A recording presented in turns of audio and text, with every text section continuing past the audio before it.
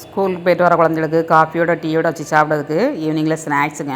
முட்டை பப்ஸ் பண்ணியிருக்கேன். ரொம்ப டேஸ்டியாக இருக்கும். இந்த மாதிரி நீங்களும் வீட்டில் ட்ரை பண்ணி பாருங்கள். ரொம்ப ஈஸியாகிட்டு எளிமையான முறையில் எப்படி செய்கிறதுன்னு பார்க்கலாங்க. சூப்பர் டேஸ்ட்டில் பாருங்கள் எவ்வளோ எம்மியாக இருக்குன்னு. அருமையான சுவையில் முட்டை பப்ஸ் எப்படி செய்கிறதுன்னு பார்க்கலாம் வாங்க வீடியோக்குள்ளே. ஹாய் ஃப்ரெண்ட்ஸ், எல்லோரும் எப்படி இருக்கீங்க? நல்லா இருக்கீங்களா? இன்றைக்கி சூப்பராகிட்டு பப்ஸு பண்ண போகிறாங்க. முட்டை பப்ஸ் பண்ண போகிறேன். எப்படி பண்ணுறதுன்னு பார்க்கலாம். ஈவினிங்கில் ஸ்நாக்ஸுக்கு இந்த மாதிரி முட்டை வச்சு பப்ஸ் பண்ணி பாருங்கங்க. சூப்பராக கிடைக்கும். நமக்கு கடையில் பேக்கெட்டில் வாங்கிறதோட வீட்டில் சூப்பராக கிடைக்கும். ட்ரை பண்ணி பாருங்கள். வீடியோ முடிஞ்சு ஸ்கிப் பண்ணாமல் பாருங்கள். வீடியோ உங்களுக்கு பிடிச்சிருந்துன்னா லைக் பண்ணுங்கள், ஷேர் பண்ணுங்கள், கமெண்ட் பண்ணுங்கள். முதல் முறையாக பார்க்க இருந்தால் சப்ஸ்கிரைப் பண்ணி வைங்க. அப்போ தான் நாங்கள் போடுற வீடியோலாம் உடனே அப்டேட் ஆகும். முட்டை வந்து ஒரு 5 முட்டை எடுத்துருக்கேன். இது ஃபஸ்ட்டு நம்ம வேக போட்டுட்டு அப்புறமா மாவு பிசைஞ்சு ஊற வைக்கணுங்க. ஊற வச்சுட்டு மாவு ஊறதுக்குள்ளே நம்ம மசாலா அதுக்கு ரெடி பண்ணதுக்குள்ளே மாவு ஊறிடும். சட்டுன்னு போட்டிடலாங்க. ரொம்ப ஈஸி பண்ணுறது. ட்ரை பண்ணி பாருங்கள். ஒரு 15 நாளாக வீடியோ போட முடியாமல் ஆயிடுச்சு. ஊருக்கு போயிட்டேன். ஊரில் அண்ணன் இறந்ததுனால ஊருக்கு போயிட்டேன் உடனே. அதனால் வீடியோ எதுவும் எடுத்தது இல்லை. அதனால் போடலை. பழைய வீடியோவில் தான் போட்டுக்கிட்டு இருந்தேன். இனி தொடர்ந்து வீடியோ வரும் பாருங்கள். பார்த்து ஃபாலோ பண்ணுங்கள். 1,00,000 சப்ஸ்கிரைபர் வரப்போகுதுங்க. உங்களுடைய சப்போர்ட்னாலையும் ஆதரவுனாலையும் தான் எனக்கு இந்த அளவுக்கு என் சேனல் வளர்ச்சி அடைஞ்சிருக்கு. தொடர்ந்து இதே மாதிரி ஃபாலோ பண்ணுங்கள். ஏதாவது ரெசிபி தேவைன்னா கமெண்ட்ஸ் பண்ணுங்கள். இப்போ முட்டை பப்ஸ் எப்படி பண்ணுறதுன்னு பார்க்கலாங்க. முட்டை பப்ஸ் பண்ணதுக்கு ஒரு 6 முட்டை 5 முட்டை எடுத்துருக்காங்க. உங்களுக்கு எத்தனை முட்டை தேவையோ அதுக்கு தகுந்தபடி எடுத்துக்கோங்க. இதை வேக வச்சு எடுத்துக்கலாம். ஒரு 10 நிமிஷம் வெந்தால் போதுங்க. நல்லா வெந்துடும்.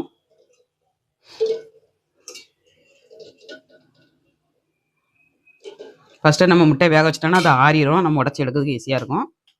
ஃபஸ்ட்டு அதனால் முட்டையை அடுப்பில் வச்சு வேக வச்சிடலாம். கொஞ்சமாக உப்பு போடுங்க. நம்மளுக்கு முட்டையில் வந்து உப்பு நல்லா இறங்கிருங்க.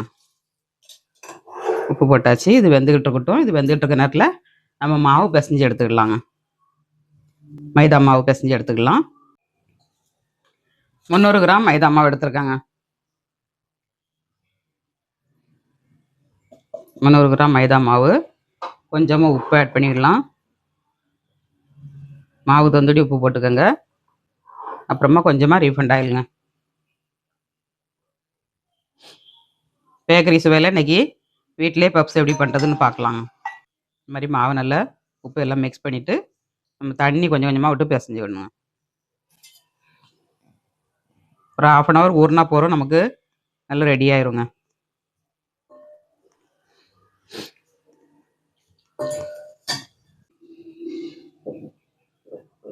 கொஞ்சம் கொஞ்சமாக விட்டு பிசைஞ்சிக்கோங்க. ஒரேடியாக ரொம்ப ஊற்றிடாதீங்க.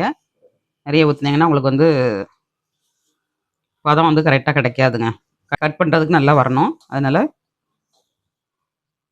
குழகுழன்னு பிசைஞ்சிடாதீங்க. ரொம்பையும் காடாகவும் பிசையக்கூடாது, ரொம்ப குழகுழன்னு பிசையக்கூடாதுங்க.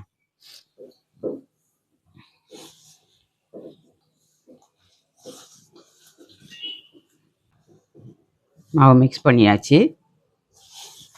இந்த அளவுக்கு மிக்ஸ் ஆன உடனே நம்ம நல்லா பிசைஞ்சு எடுத்துக்கணுங்க. கொஞ்சம் ஃபஸ்ட்டே சாஃப்டாக பிசைஞ்சு வச்சுருங்க. ஊறும்போது உங்களுக்கு கரெக்டாக கிடைக்குங்க. ஒரு பிளாஸ்டிக் கவர் போட்டு அதில் இன்றைக்கி ஒரு துணியை போட்டு நல்லா பொதிஞ்சு வச்சிங்கன்னா சட்டுன்னு ஊறிடுங்க. உங்களுக்கு மாவு ரெடி ஆயிடுச்சுங்க. இதை ஊற வச்சுக்கிடலாம். நல்ல மாவை சாஃப்டாக பிசைஞ்சாச்சுங்க. அதே பவுலை வச்சு காயாத அளவுக்கு மூடி வச்சுக்கோங்க. இதில் வந்து உங்களுக்கு கேப் இல்லைங்க, அதனால் காயாது. இல்லைனா துணியை ஈர துணியை போட்டு பொதிஞ்சு வைங்க, இல்லைன்னா பிளாஸ்டிக் கவரில் போட்டு பொதிஞ்சு வைங்க. நல்லா ஊறிடும். இது இருக்கட்டும். முட்டையும் வேக போகுதுங்க. முட்டை இன்னும் கொஞ்சம் வேகணும். வெந்ததுக்கப்புறம் நம்ம மசாலா ரெடி பண்ணிக்கலாம். இப்போ முட்டை நல்லா வெந்துருச்சுங்க. இறக்கிடலாம். இறக்கி இதை ஆற வச்சுட்டு நம்ம ஒரு கடாயை அடுப்பில் வச்சுக்கலாங்க. ஒரு கடாயை அடுப்பில் வச்சாச்சு. இப்போ ஹீட் ஆகிட்டு நம்ம எண்ணெய் ஆட் பண்ணிடலாம். இப்போ எண்ணெய் ஆட் பண்ணிடலாங்க. ஒரு புளிக்கரண்டி எண்ணெய் ஆட் பண்ணியிருக்கேன். இதில் 1/2 ஸ்பூன் சோம்புங்க. சோம்பு நல்லா பொரியவும் நம்ம 3 வெங்காயம் கட் பண்ணியிருக்கேன். இந்த மாதிரி கொஞ்சம் பெருசாக கட் பண்ணிக்கோங்க. ரொம்ப குட்டியாக கட் பண்ணாமல்.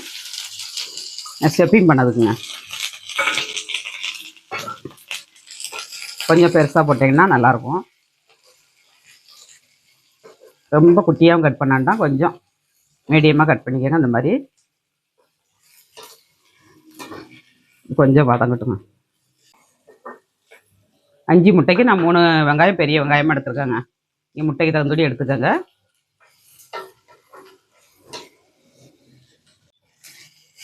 வெங்காயம் நல்லா கண்ணாடி பதம் வந்துருச்சுங்க. இந்த மாதிரி கண்ணாடி பதம் வந்த உடனே நம்ம இஞ்சி பூண்டு பேஸ்ட் இருந்தால் பேஸ்ட் போட்டுக்கோங்க. நல்லாட்ட இந்த மாதிரி நச்சு போடுங்க. ஒரு 4 பூண்டு அரிசி, பெரிய பூண்டு அரிசி, ஒரு சின்ன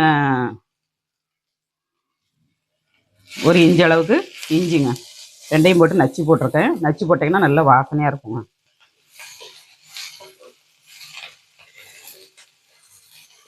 இந்த மாதிரி போட்டு நல்லா வதக்கிக்கிடணும். ரொம்ப ப்ரௌன் கலரில் வரணும்னு வேண்டாம், ஓரளவுக்கு நல்ல கண்ணாடி பதம் வந்தால் போதுங்க.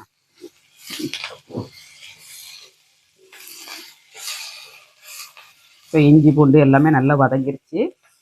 இதில் ஒவ்வொரு மசாலாவாக நம்ம ஆட் பண்ணிடலாம். கரம் மசாலாங்க, ஒரு 1/2 ஸ்பூன் கரம் மசாலா, 1 ஸ்பூன் வரமிளகாத்தூள். நான் மிளகாய் போடலை, அதனால் 1 ஸ்பூன் போட்டிருக்கேன். மஞ்சள் தூள் 1/2 ஸ்பூனுங்க. ஜீரகத்தூள் 1/2 ஸ்பூன். அப்புறமா பெப்பர் பொடி, அது ஒரு 1/2 ஸ்பூன் போட்டுக்கோங்க.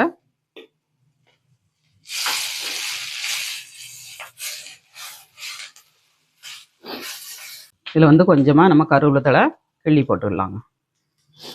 ஃப்ரெஷ்ஷான கருவேப்பிலை தழையை இந்த மாதிரி கையை கொண்டு கிள்ளி போடுங்க, நல்ல வாசனையாக இருக்கும்.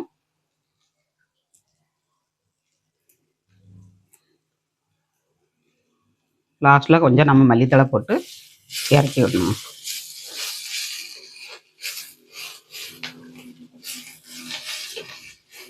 உப்பு போட்டுக்கலாம்.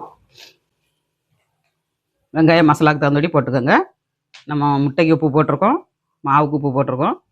அதனால் இந்த வெங்காயம் மசாலாவுக்கு தகுந்தபடி மட்டும் போட்டு வதக்கி எடுத்துடணும். இந்த மசாலாவோட பச்சை வாடை போனோன்னா நம்ம அடுப்பு ஆஃப் பண்ணிடலாம். இப்போ எல்லாமே நல்லா பச்சை வாடை போயிடுச்சுங்க. அடுப்பு ஆஃப் பண்ணிடலாம். லாஸ்ட்டில் ஒரு கைப்பிடி அளவு மல்லித்தலைங்க போட்டு நம்ம கிண்டி அப்படியே ஒரு ஓரத்தில் வச்சுட்டு ஒரு மாவை தேய்ச்சி எடுத்துக்கலாம். அவ்வளோதாங்க, ஸ்டெப்பிங் மசாலா ரெடி. இப்போ வந்து நம்ம கார்ன்ஃப்ளவர் மாவு ரெடி பண்ணிடலாங்க. மேலே வந்து கோட்டிங் கொடுக்கறதுக்கு கார்ன்ஃப்ளவர் மாவு ரெடி பண்ணிடலாம். கார்ன்ஃப்ளவர் மாவு வந்து மாவு எந்த அளவுக்கு பிசைஞ்சிருக்கீங்களோ அந்த அளவுக்கு எடுத்துக்கோங்க. ஒரு 5 ஸ்பூன் போட்டிருக்காங்க. 5 ஸ்பூன் போட்டிங்கன்னா 5 ஸ்பூன் எண்ணெய் ஆட் பண்ணிக்கிடணும்.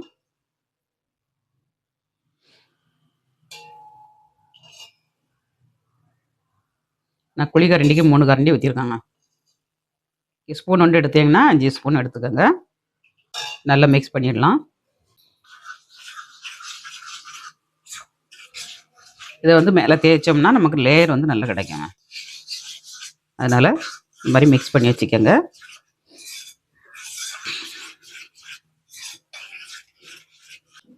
கார்ன்ஃப்ளவர் மாவு ரெடி ஆயிடுச்சுங்க. இதை ஒரு வாரத்தில் வச்சுட்டு நம்ம மாவை தேய்ச்சி எடுத்துக்கலாம். 1/2 hour ஆயிடுச்சு. நல்ல மாவு ஊறிடுச்சுங்க.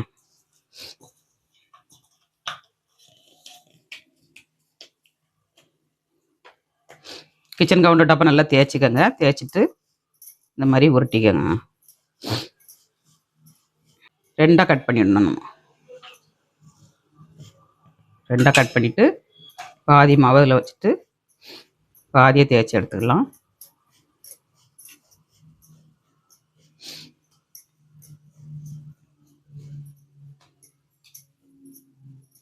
ஒன்று போல் லெவலாக எடுத்துக்கோங்க.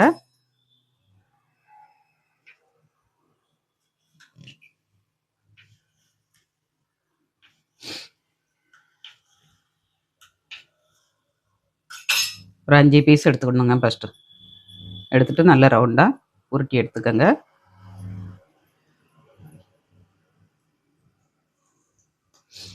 இந்த மாதிரி எடுத்துக்கணுங்க. 5 உருண்டையும் உருட்டி எடுத்துக்கோங்க.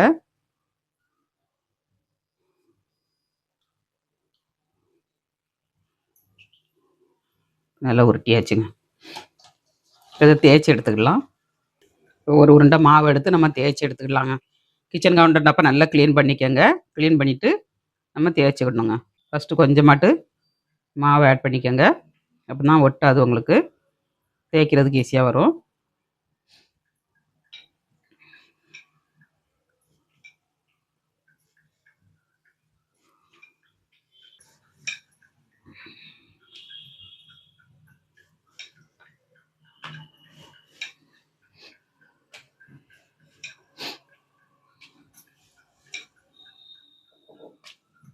இந்த மாதிரி தேய்ச்சிக்கிடணுங்க. ஒரே லெவலாக தேய்க்கணும்.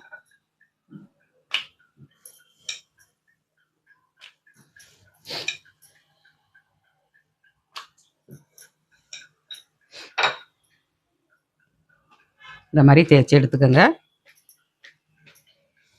ஒரு பிளேட்டில் வச்சுட்டு இந்த மாதிரி எல்லாத்தையும் தேய்ச்சி எடுத்துக்கலாங்க. எல்லாத்தையும் தேய்ச்சி எடுத்தாச்சுங்க. 5 5 10 பீஸு தேய்ச்சி எடுத்தாச்சு. இப்போ நம்ம இதில் வந்து மாவு தேய்ச்சிக்கலாம். கார்ன்ஃப்ளவர் மாவை ஃபஸ்ட்டு ஒரு பீஸ் அப்படி எடுத்துக்கோங்க. எடுத்துகிட்டு இந்த மாவு வந்து நம்ம காயாமல் வச்சுக்கிடலாம். வச்சுட்டு இதில் வந்து கார்ன்ஃப்ளவர் மாவை நம்ம மிக்ஸ் பண்ணி வச்சுருக்கோம் பாருங்கள், இதை விட்டு தேய்ச்சிக்கிடணுங்க.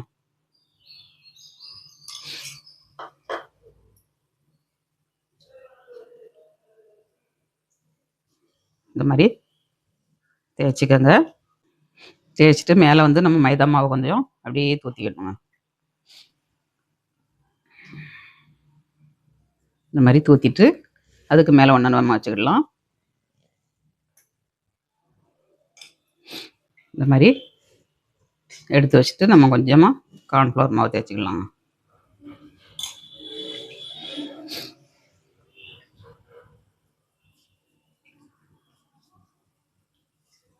இந்த மாதிரி தேய்ச்சிட்டு மேலே வந்து கொஞ்சமாக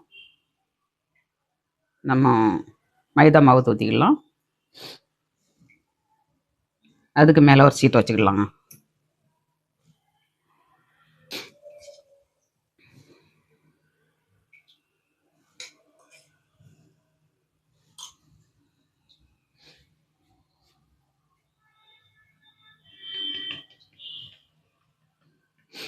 இந்த மாதிரி வச்சுக்கணுங்க. வச்சுட்டு கொஞ்சமாக மாவு தூற்றிக்கலாம்.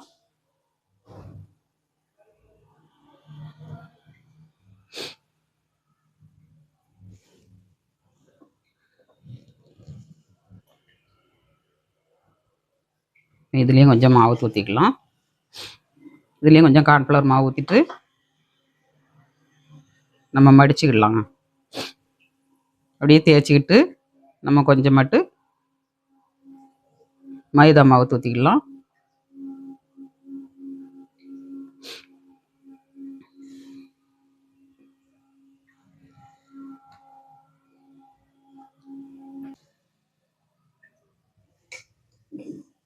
அப்படியே தூற்றிக்கங்க.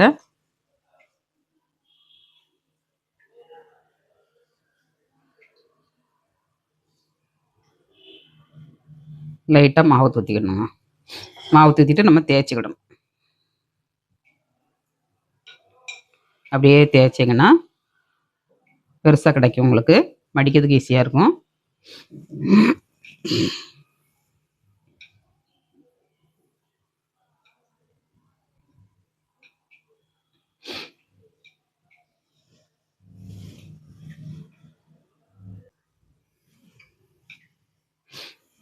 இந்த மாதிரி தேய்ச்சிக்கோங்க. தேய்ச்சாச்சு. நம்ம மடக்கி எடுத்துக்கலாம். அப்படியே நம்ம ஓரத்துலேருந்து இந்த மாதிரி மடக்கிடணும். அப்புறமா இந்த ஓரத்துலேருந்து அப்படியே மடக்கிக்கணும். மடக்கிட்டு இதில் கொஞ்சமாக நம்ம கார்ன்ஃப்ளவர் மாவு ஊற்றிடலாம்.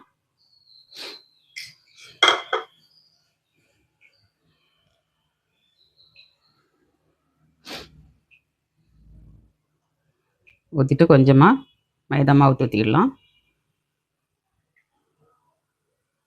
அப்புறமா இதை வந்து அப்படியே மடக்கிடணும்.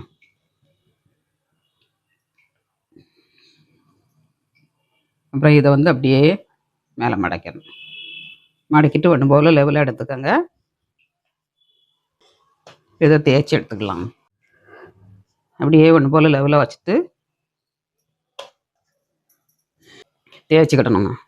அப்படியே உருட்டுங்க.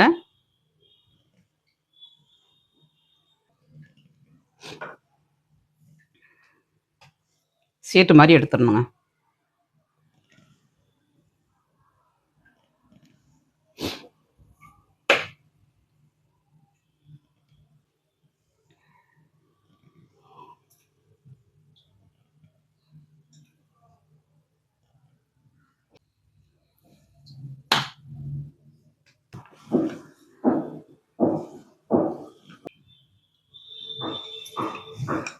தேய்ச்சாச்சு.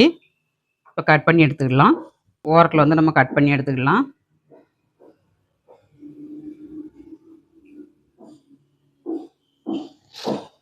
இந்த மாதிரி சேஃபாக கட் பண்ணி எடுத்துக்கணும்.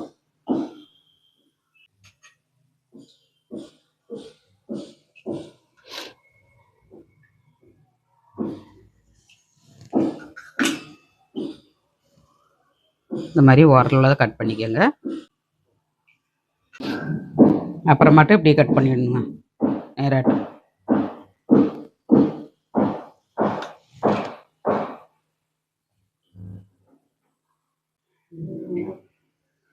இந்த மாதிரி குறுக்க குறுக்க கட் பண்ணிக்கோங்க. கட் பண்ணிங்கன்னா சீட்டு வந்து உங்களுக்கு கரெக்டாக கிடைக்கும். கட் பண்ணியாச்சு. இதில் வந்து நம்ம மசாலா வச்சுக்கலாம்.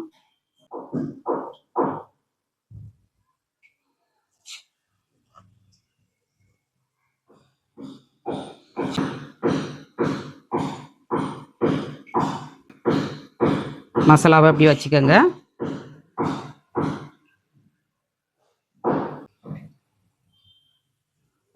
இதுக்கு மேலே நம்ம முட்டையை வச்சுக்கணும். இப்போ முட்டையை வச்சு உரித்து கட் பண்ணி எடுத்தாச்சுங்க. இது ஒவ்வொரு பீஸாக நம்ம அப்படி வச்சுக்கலாம்.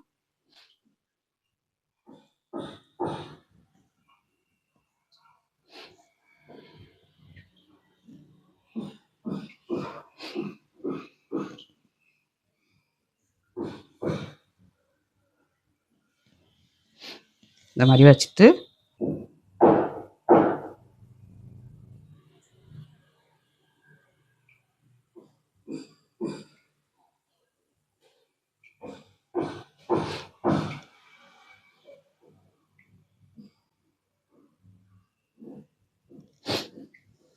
இந்த மாதிரி மடக்கிடலாம்.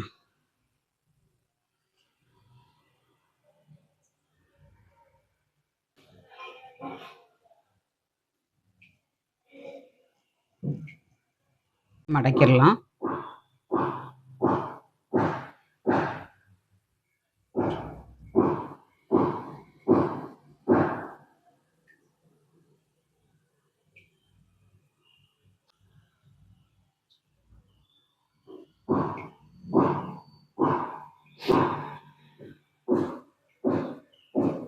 இந்த அளவுக்கு அழகாக கிடச்சிருக்கு பாருங்க. இந்த மாதிரி மடக்கி எடுத்துக்கணுங்க.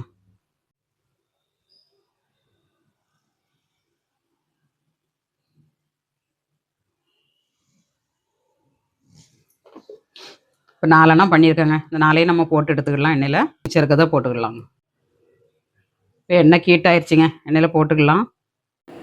ஒன்றா போட்டு எடுக்கணுங்க. 2 போட்டாக்கே உங்களுக்கு வந்து திருப்பி போடுறதுக்கு கஷ்டமாக இருக்கும். ஒன்றா போட்டு எடுத்துக்கலாம். இந்த மாதிரி எண்ணெய் கோரி மேலே ஊற்றுங்க. நல்ல மொறுமொறுப்பாக கிடைக்குங்க. அடுப்பை வந்து இதமாக வச்சுக்கணும். ரொம்ப ஸ்பீடாக எரியக்கூடாது, ஐயாவும் எரியக்கூடாது. லோ ஃப்ளேமில் வச்சு நம்ம ஃப்ரை பண்ணி எடுத்துக்கணுங்க. மைதா மாவு வந்து நல்லா வேகணும். நல்லா வெந்தால் தான் மொறுமொறுப்பாட்டு கிறிஸ்பியாக கிடைக்குங்க. திருப்பி திருப்பி போடுங்க. ஒரே கலரில் கிடைக்கும் உங்களுக்கு. பாதி அளவுக்கு நல்லா வெந்துருச்சு. எண்ணெயும் ரொம்ப முருகலாக காயக்கூடாது. இளம் சூட்டில் போட்டு எடுக்கணும். அப்போ தான் சூப்பராக கிடைக்கும். ஓவன் இருந்ததுன்னா ஓவனில் வச்சு ப்ரீஹீட் பண்ணி எடுத்துக்கோங்க. நல்லா வெந்துருச்சுங்க. 2 பக்கம் நம்ம எடுத்துக்கலாம். எண்ணெய் இந்த மாதிரி வடிகட்டி நம்ம எடுத்துக்கலாம். இப்போ அடுத்தது இன்னொன்று போட்டுக்கலாம். எப்போதும் ஒரே மாதிரி ஸ்நாக்ஸ் செஞ்சு கொடுக்காமல் இந்த மாதிரி ஹெல்த்தியாட்டு முட்டையை வச்சு செஞ்சு கொடுங்க. இதில் நீங்கள் பன்னீர் மசாலா, உருளைக்கிழங்கு மசாலா, வெஜிடபிள் எதுனாலும் வச்சு பண்ணலாங்க. ஸ்டெப்பிங் பண்ணி பண்ணிங்கன்னா சூப்பர் டேஸ்ட்டில் கிடைக்கும். இது நல்லா வெந்துருச்சு. இந்த மாதிரி மிச்சம் இருக்கிறதையும் நம்ம பண்ணி எடுத்துக்கலாங்க. எல்லாத்தையும் போட்டு எடுத்தாச்சு. அருமையான சுவையில் பப்ஸ் ரெடிங்க. கடையில் தான் கிடைக்குமா என்ன, நம்ம வீட்டிலே எளிமையான முறையில் செஞ்சாச்சுங்க. இதுக்கு சாஸ் மிக்கி சாப்பிட்லாம், டீயோட வச்சு சாப்பிட்லாம். ரொம்ப நல்லாயிருக்கும். நல்ல கவராக வெடிச்சிருக்கு பாருங்க. நல்ல மொறுமொறுப்பாக கிறிஸ்பியாக இருக்குங்க. பார்க்கையிலே இவ்வளோ எம்மியாக இருக்குது பாருங்கள். அட்டகாசமான சுவையில் பப்ஸ் ரெடிங்க. இதை கட் பண்ணி பார்க்கலாம். மசாலா வந்து ரொம்ப டேஸ்ட்டாக இருக்கும். பப்ஸுக்கு வந்து சூப்பராக கிடச்சிருக்குங்க. அப்படியே இந்த மசாலாவோட சேர்த்து சாப்பிடும்போது அட்டகாசமாக இருக்கும் டேஸ்ட்டு. ட்ரை பண்ணி பாருங்கள்.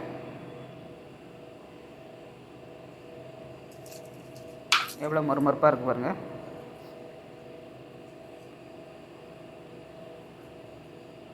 சூப்பர் சுவையில் பண்ணியாச்சுங்க. வாங்க மக்களே, சாப்பிட்டு பார்க்கலாம்.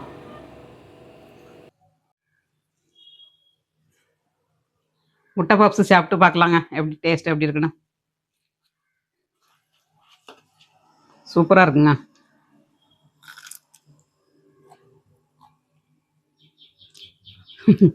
சூடாக இருக்குங்க.